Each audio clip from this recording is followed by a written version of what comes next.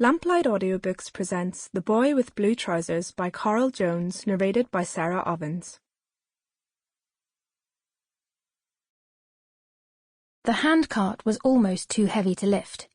It bumped and wobbled around mullock heaps, skirting gaping holes, threatening to spill its cargo onto the pock-marked earth. Steadying the cart, the youth braced for the descent into the gully. In the distance, campfires flickered like fireflies amongst the tents, whilst ahead the bush beckoned. Dark, silent, secluded enough to hide a secret forever. The gully's banks were ridged with erosion where an army of miners had been at work, shoveling and sluicing with water dragged up from the creek. Makeshift plank bridges spanned the depleted creek as it trickled through the diggings. The gully wasn't deep, but its banks were steep. The handcart was heavy and its load uneven. One false step, and the cart would escape, hurtling over uneven ground to fling its contents into the water. The youth paused, searching the night sky.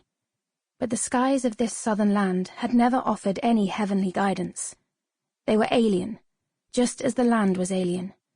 Wild and brown, populated by outlandish creatures and unfathomable men. Dry and dusty, with grey-leaved trees that shed bark in long, curling ribbons. A land that resisted order and thrived on chaos. Although his arms were hard from the back-breaking work of mining gold, he started down the slope uneasily, taking one stuttering step, then another, his blue cotton trousers hemmed with dust. But the cart dragged him forward, intent on yanking him from his feet. Gathering speed, it rumbled over a ridge of earth before becoming briefly airborne, so that its contents shifted, sliding sideways, threatening to topple cart and youth in an untidy heap. Straining every muscle, he twisted his forearms, battling the dead weight of cart and cargo. Then, in a semi-crouch, he used the power of his legs to halt the runaway cart.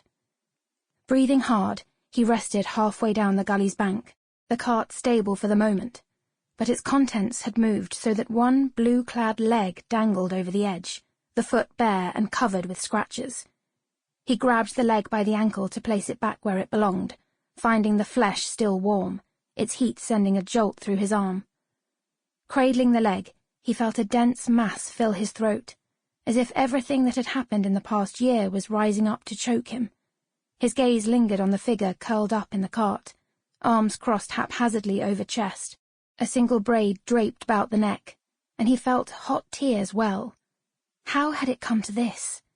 How had they... Sample complete. Ready to continue?